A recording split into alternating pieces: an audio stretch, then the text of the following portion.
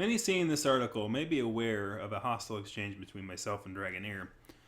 After a day of thinking over the actions I took and the means under which I took them, there was no real value in how the emotional situation of Glade's passing came to light. That information is personal, and at this time raw. And the tweet that was used to promote this story was unnecessarily snarky and demonstrous given the personal circumstances that Dragoneer was dealing with. There were more ethical and professional ways to go about doing this, and this was a moral failing on my part. We would see a cop that got evidence without a warrant as unethical on the rules under which they should operate, and similarly, the way under which this was brought to light should be seen in that same light. In the interest of ensuring that this action does not go unheeded, I will be putting into place that I will not be writing any articles under my name until I read through one college-level journalism ethics book from cover to cover and review my back catalog for points where I had faltered in that. If I can't be bothered to do this work, I should not be bothered to write here. This was my decision. While Green Reaper did contact me about the article, it was mostly a copy-paste from Flara's webpage on editing, which, to be fair, is fine given that I was too quick on many articles to hit the submit article button and not wait upon peer review. If I had done so in this case, he would have noted the obvious citation needed to the indication that there was any connection between Fur Affinity's buyback and Fur Affinity United's closure. Impatience is not a virtue when it comes to putting things down as a matter of record, especially given the story was already 2 weeks out. I need to reassess the directions I intend to go, and to get back to providing a service to the fandom and not a grievance. I used to cover obits in the fandom, and that has been derelicted over my time as an editor. The fact that I was unaware of Fur Affinity United staffers passing and the plausible impact it could have has showed the amount of disconnect I have grown over time on this subject matter. I will continue to edit articles of others, including the monthly Digging Up Positivity segment under the Anon tag, since it's Mr. Meerkat's content. Just none of it will be written by myself until that review of myself is complete. In the meanwhile, as far as some furry news organizations I would recommend, I find that Global Furry News Television has been doing a great job in informing their audience with a modicum of professionalism.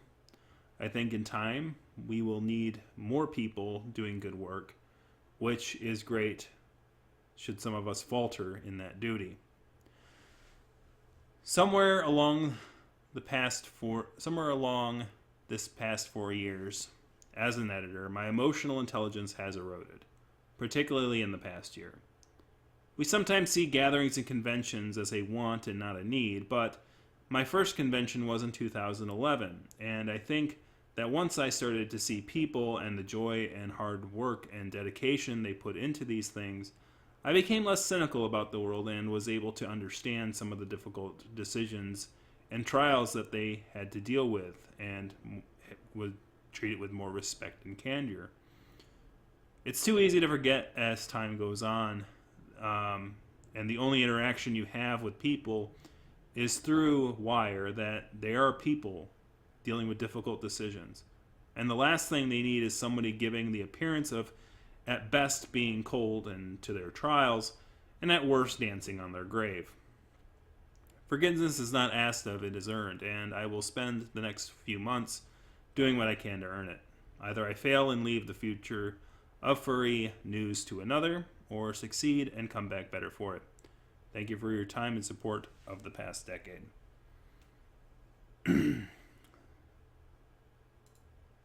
So that is my statement.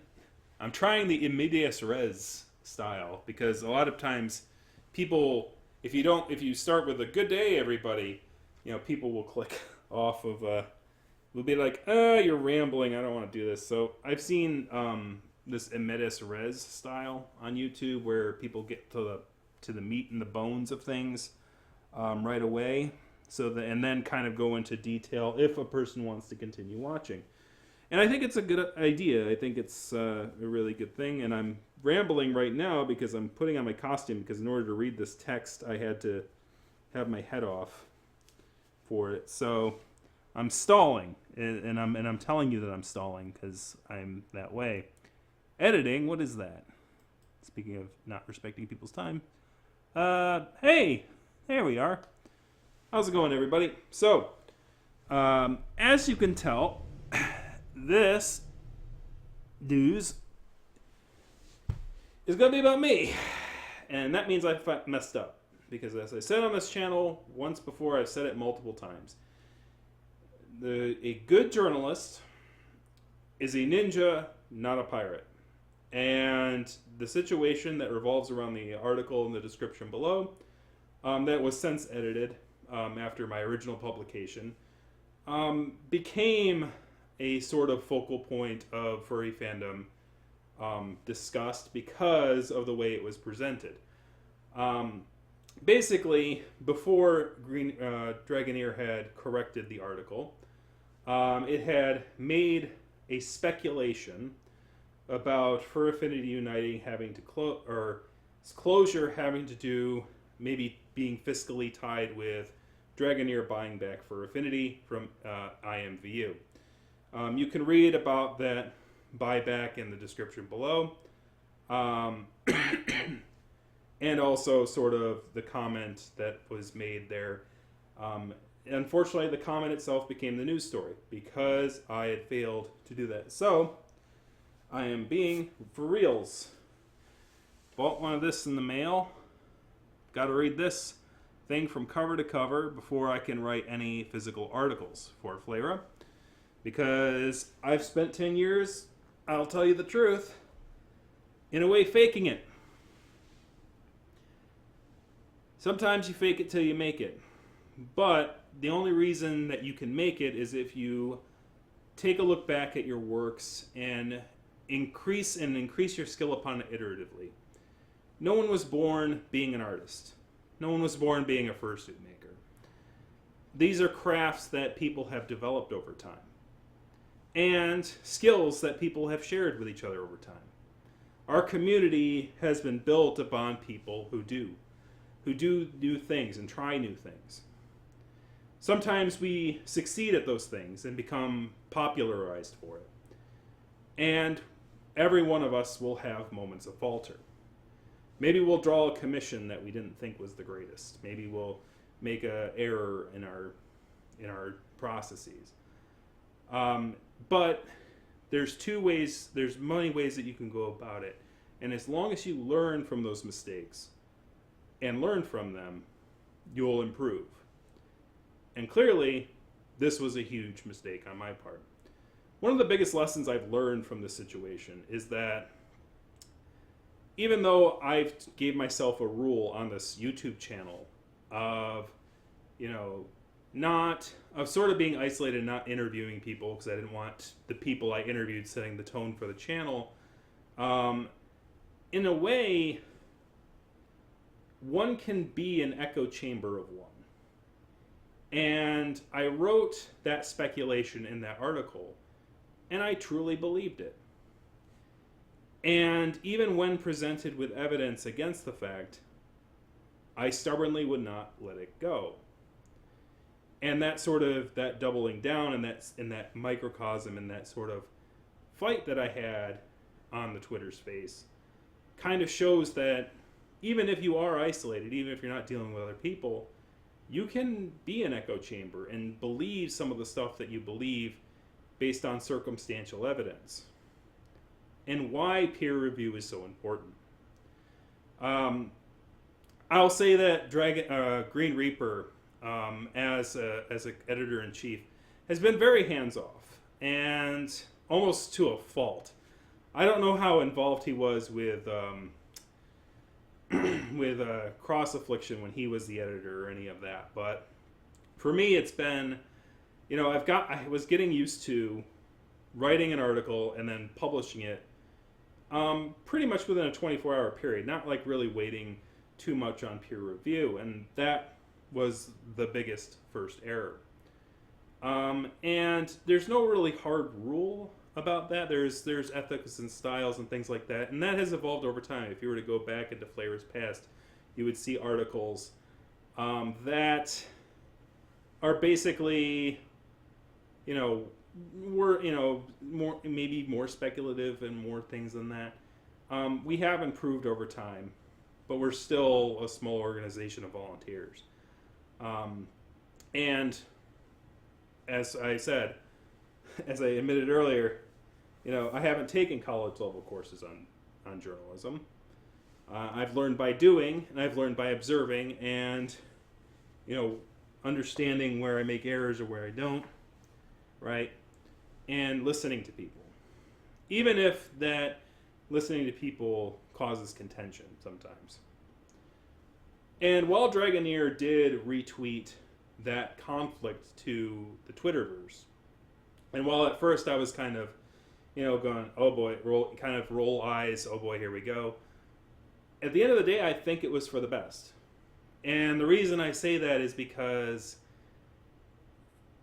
when you're in a conflict with one other person or their friends, it can be very hard to take a step back and view it from the outsider's perspective, because you're involved, right? And this is the thing about conflict, is that when you're involved in a conflict, it can be very hard to, because emotions are involved. As much as we like to think human beings, like a lot of us nerds like to think we're rational human beings, we have our tendency, everyone has emotions. And conflict comes from when something is wrong, right? And we don't want things to be wrong, so we try to do our best to make it right. And what Dragoneer saw that I did was wrong, and he presented it. And I thank him for that, because he's right. Even though in the moment, at the time, on February 12th, my stubbornness and 10 years of things, I've been doing this for 10 years, and you get stubborn, you get emotional about it. But at the end of the day, he's correct. Because the evidence he presented me said that the speculation I did could have been completely backwards.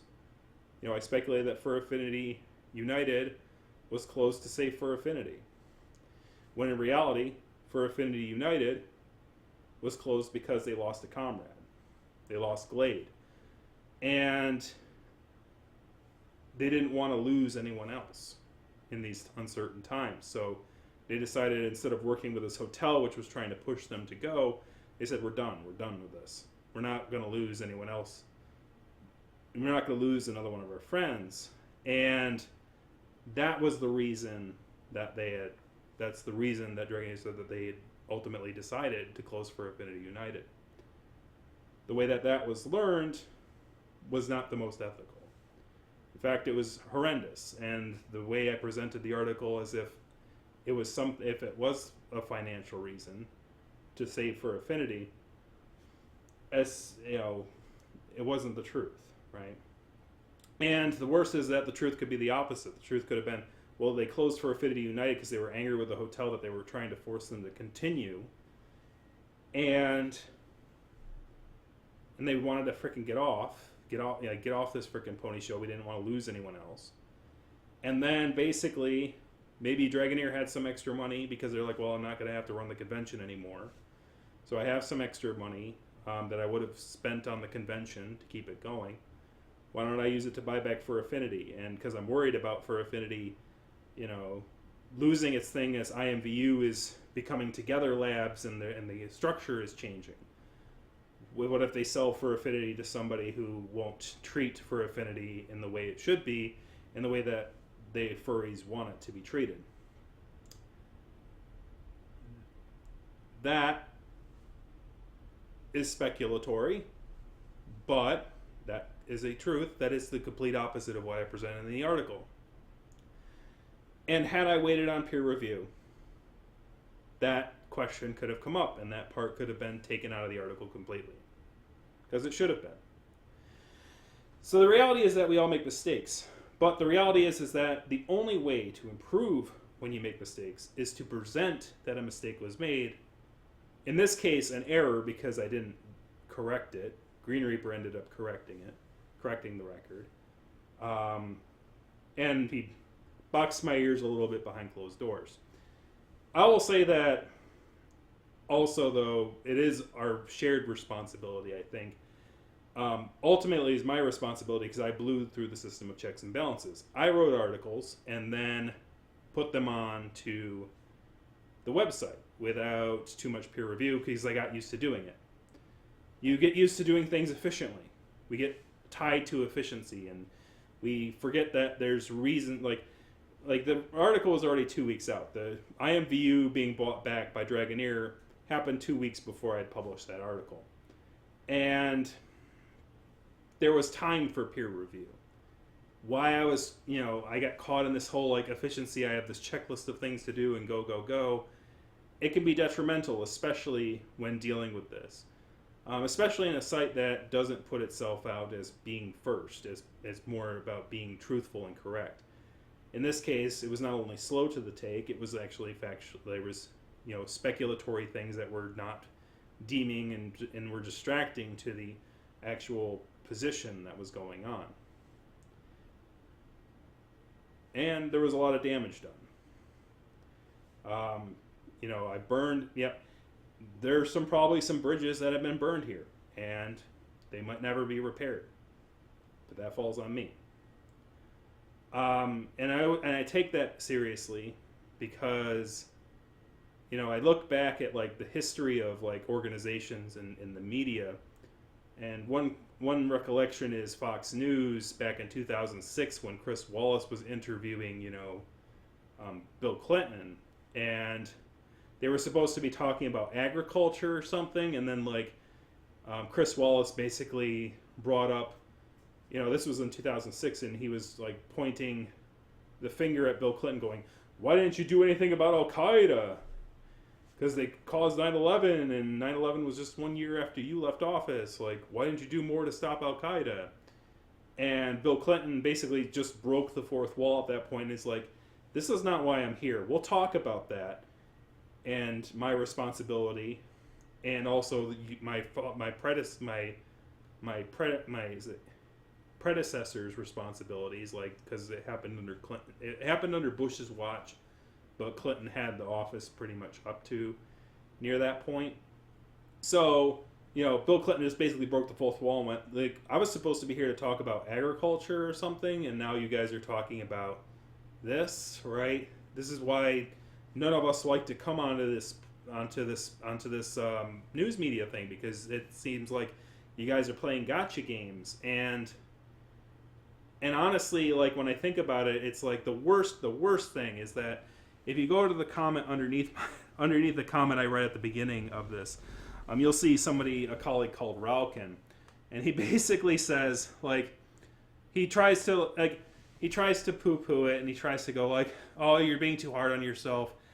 And, one of the comments is well, I've tried to talk with Dragoneer about things in the past, and he would just give me a stonewall. And that one hurt even more because literally the first part of the article that is in the description that caused this fervor, I had asked Dragoneer a question privately about, what he felt would happen if he didn't buy IMVU or buy back for Affinity from IMVU. And he gave me an answer. We were on talking terms, and I blew it because I had to have more quantity. I had to put down some speculatory nonsense, and that speculatory nonsense opened a wound of his lost friend, of which I hadn't had a clue about. I don't follow a lot of furry fandom leaders on Twitter. I follow some. But I don't follow a lot of popufur people, or people who, that word, people who are of renown in the furry fandom, which is probably my mistake, because then I would have probably known about him losing a friend. But also I feel like it would be more helpful for me to be connected with what, more common folk in the fandom are talking about or are curious about, and having a broad spectrum of things rather than just following the people that everyone else is following, right? Because if something is bothering somebody upstairs, somebody's going to end up retweeting it and talking and discussing about it. Well, not to similar to like what happened here. But in the end of the day, like I think that it was for the best, even though no one likes to be retweeted and no one likes to be publicly shamed. The reality is that when that happens, when a source of conflict becomes public space and gets out into the stratosphere, I think of things as this: there's side A, there's side B, and then there's the neutral, and you have to look for the neutral. Because and it's hard to discern the neutral sometimes because we're all anonymous, right? We all have connections with people we might not know, and other people might have connections with someone and you don't know. So basically, as far as everybody who, as far as we know, everyone who's on my side is one of my sock puppets, and everyone who's on Dragoneer's side is one of his sock puppets. And who knows, right? But there's things called anchorage points, and there were anchorage points. There were 2 tweets that were anchorage points to me to indicate that yes, I was in the wrong. And then basically at that point, I could take a step back and go, if you were making this mistake, if somebody were making the mistake, if someone was doing what you were doing, what would you say about it, right? And at that point, I'm like, yep, you messed up because like that's thing. But what brought me back? Well, it wasn't Dragoneer. It wasn't any of the people who were Dragoneer's friends. It wasn't my people. Because unfortunately for me, like, and the interesting thing about it is, like, even when I'm looking at my people, when you look at the comment section in the description there, when you look at the people who are flavor regulars, such as Cross Affliction or Equivamp or Growlith or even Green Reaper at some points. Green Reaper, was a bit more, obviously a little bit more boxy than the rest of them because he's the editor-in-chief and it makes him look bad as well. But all the other colleagues were basically trying to make it so that you're saying you're being too hard on yourself and stuff like that. And even I had like family members in the fandom who were like being supportive. Having support is important because it makes it so that you feel like you have something to fall back on if things go really south. But support doesn't improve, right? Support is like a bed. It's a bed cushion. You can lie in support all you want. This couch here, it supports my back, right? It's very supportive. But it doesn't help you get anything done. It's not going to be the thing that says, get up off your butt, off this couch, and do something. So friends and family are very supportive, right? Friends and family that are supportive are very supportive. But you can't use that support as the end-all be-all. Whereas sometimes some people out in the world are going to be openly very hostile to you, and maybe for reasons you don't understand. The truth of the matter is that you were born into this world with somebody out there hating you for who you are. If you were born in a particular country, there's people in other countries that don't like you. You're going to die with people who don't care for you and people who don't like you, and nobody is universally hated or loved. That is a truth beyond. That is a truth that is that. So you cannot judge somebody's worth by how many people love them or how many people hate them. It's because human beings are biased, right? And we kind of get addicted to like chasing the numbers and all that. But I'm one who understands that that's not how you improve. How you improve is having neutral arbiters. And the great thing about having that conflict, eventually go out into the main Twitterverse was that there were 2 items, two people who tweeted at me after the whole conflict started to happen that made me go, yeah, I gotta reflect here and do better. And this is a good opportunity to teach you on what to look for in these kind of conflictual situations so that you can also be more introspective and take a look at yourself before things get too far.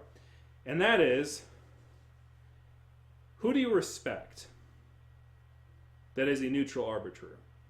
Who is somebody that you look on but you don't follow and you're not like an open fan to them. You're not gushing on them, but you respect that person, so you're going to listen to that person. And that person also has no connection with the parties involved. They don't really have a connection with you. They don't really have a connection with the other person. There were two parties that had that sort of neutral connection. One of them I respected.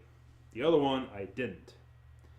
And the one I didn't was a tweet from some Fur Affinity Leak Notes Twitter feed or something that was like, oh, you should read this Vivisector article. Hey, Tantru, I see you're doing stuff on Dragoneer. You should read this Vivisector article about Dragoneer, right? And it was probably, I'm like, first off, it's cute that you think I don't know what Vivisector is. Second off, if you're going to tell me to go to the dark side, at least offer me cookies. And basically, to me, like being offered Vivisector as some sort of truth thing in response to my article being poorly written is sort of like, if you've ever played, what's it called?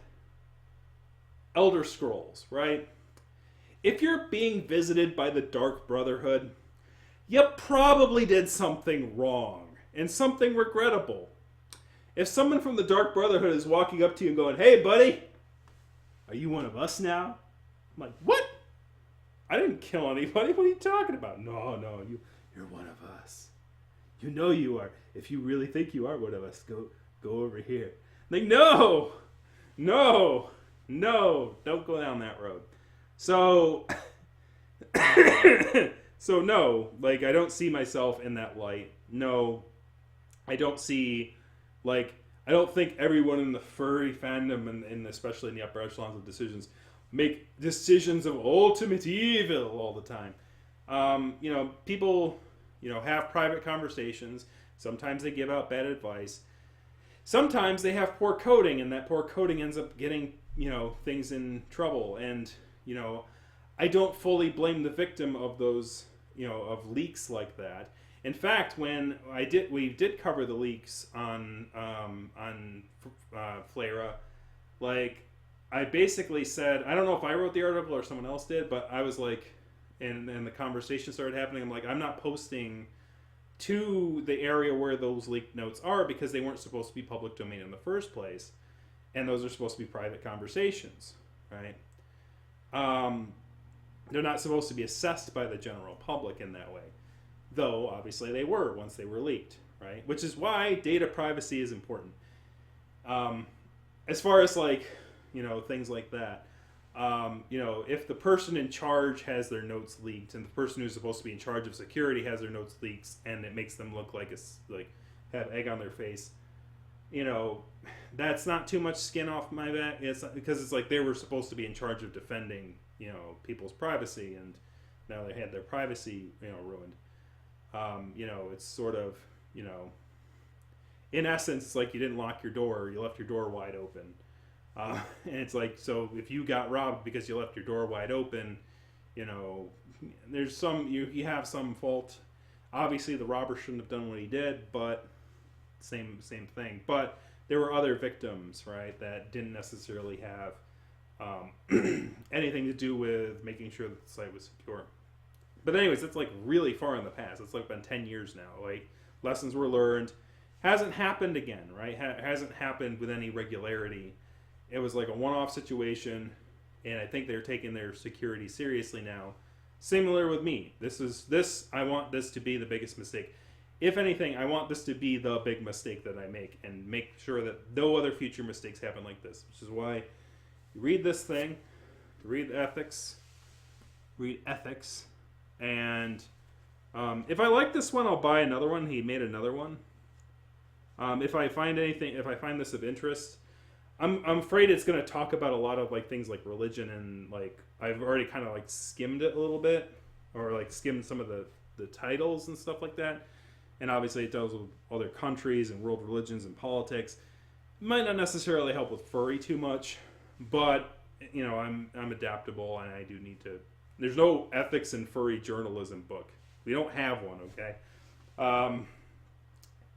So maybe if I keep screwing up enough, I'll either quit, or if I screw up just enough, I'll be able to write my screw ups and then go, here's what not to do.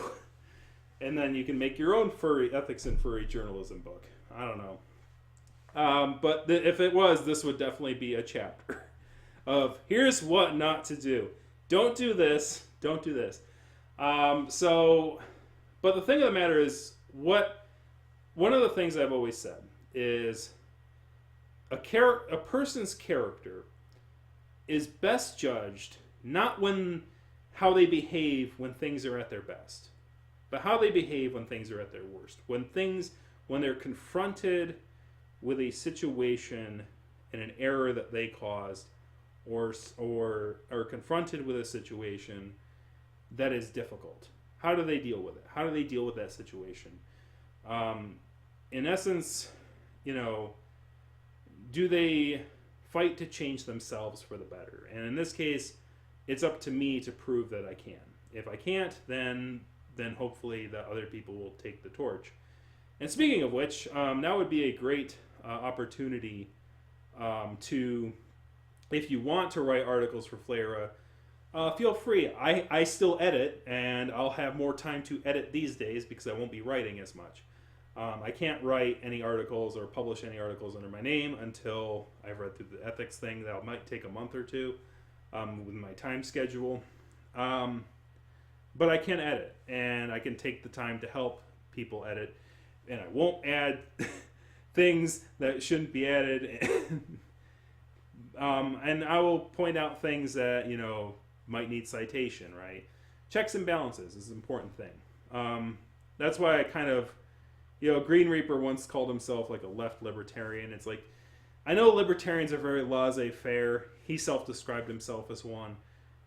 So I gotta say, like, libertarians, liberty doesn't work without systems of checks and balances.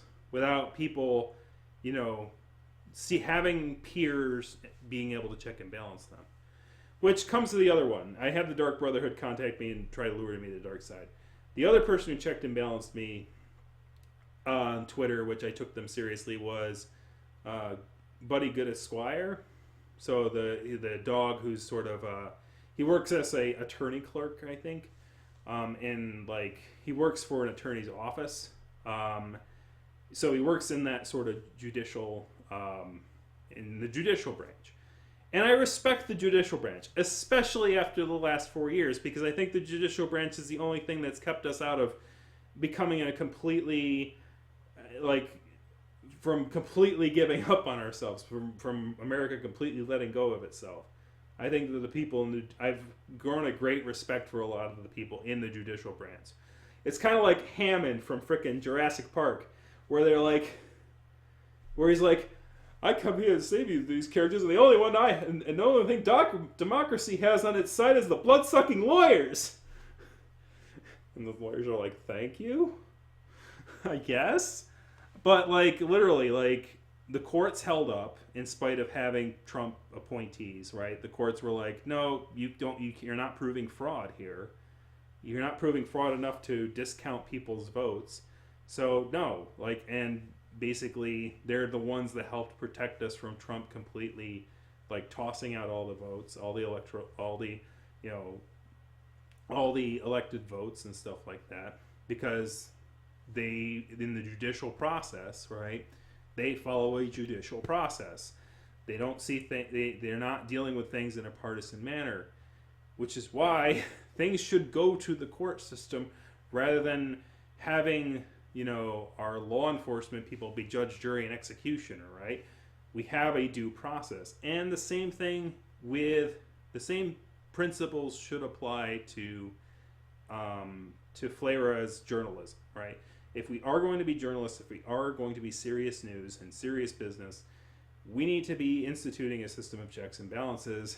The big rule, I think, that comes out of this, even before reading this ethics book, is basically, if you write an article, you cannot publish it, right? Even if you're an editor, even if you're the editor-in-chief, right? I think it should be basically, you're not publishing it, right? You're having somebody else review it. They're going to ask you questions about it, and then if there's no questions, then they'll publish, or they, anything like that. Let's not do it about speed. Let's slow down a little bit, and let's check and balance each other so that we're not having to have the internet check and balance us. Because that's what, in essence, this was, is that the internet checked and balanced it, and I was in the incorrect here. Now, thankfully, it wasn't great. I would say if I were to rate it on a scale of 1 to 10, it was probably a 3 on how terrible it was. Maybe even a 4. Because obviously it brought a lot of pain to the person who, it brought a lot of pain to Dragoneer having to, bring up the fact that he had lost a friend and having to basically having to basically decry that and having to live through that stress that he went through with the hotel all over again. But in essence, it's stress and emotion that he's already had to deal with, and it's just been brought up again.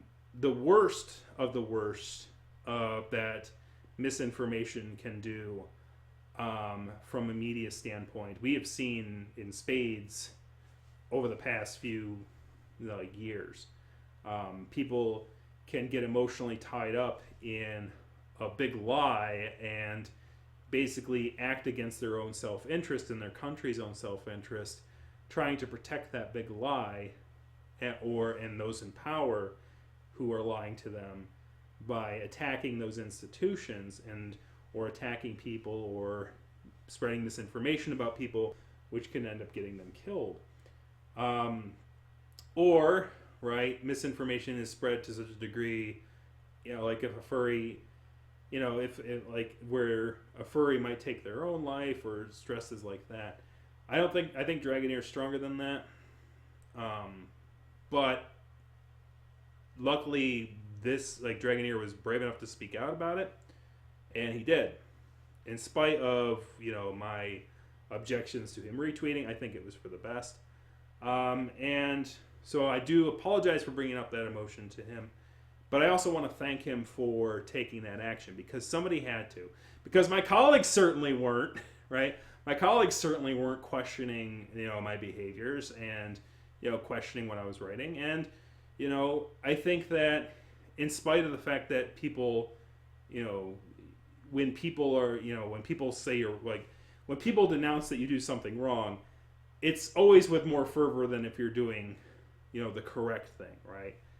But that's just how people are. They don't want to expend energy, they don't expend energy, trying to change something that doesn't need to be changed, but they will expend energy on something that should be changed for the better. And I think that, I will take up that challenge to do that. And that's what I shall do here. I'll continue to make videos, because videos are a little bit more interpersonal. It's a little less able for me to screw it up too bad, because I can at least put tonality to the words, and know that I speak with the best of intentions. But obviously, mistakes can be made either way, and I might talk about ethics for a little bit. Maybe I'll read something in the ethics book and go, oh yeah, I screwed that up too, and go over those things. I'll end on this. As I said, over this past year and a half or so, I've been learning to trade the stonks, and what I learned is that when I end up losing, when I end up making decisions that end up making me lose money, that's when I learn the most, right? You put money in, you make you make evaluations, you make guesses, and then you go up and you're like, oh, I'm doing fine, I'm just going to keep doing what I'm doing. And then it goes, and then you're like, oh, I guess I was not doing something right. I should evaluate and study a lot. And then you do, and then it goes back up. And then you go, oh, I figured it out. And then it goes, and then you're like, oh, okay, maybe I didn't. I lost more than I should have there. I should reevaluate. So that's just life, though, right? In essence, if you're doing things right, every one of us starts with nothing, or well, other than money. Forget money and forget politics and forget family legacy and all that. But basically, we all start with this blank slate. And the best of us, I think, are iterative. We understand that our understanding of things is iterative. As we get more information, we become better. And as we learn to evaluate information, especially introspectively, because at the end of the day, you have to be able to evaluate yourself. But everyone needs help from other people at times. But always look towards the words of other people, not that are not on a political platform or in social circles, but understand who falls outside those social circles, what direction you want to go in, and if things get out in the public sphere, to allow you to take their statements with more gravitas than those of the people who support you, as great as they are, or those are the people that support the person that you're in a conflict with, right? Because the people who support and the people who love and admire or do those things will always act in the best interest of those that they support. The people who are neutral and have no skin in the game are the one. If you want to improve, are the ones that you should watch out, or the ones that you should listen to. Because otherwise, you're just going to be sitting on the couch, and you ain't going to get much done for yourself, and you're not going to pick yourself up and figure out how to improve, and make sure that the mistakes that you made don't happen again. So that's all I got to say about that. And that was probably a bit longer than it should be, but I think that it's important to talk about, because here's the thing. It's like, I'm not a hypocrite. If I were to talk about other people who make mistakes, I've talked about other people who have made mistakes in the past. Tu Griffin, Cothrix, how have you.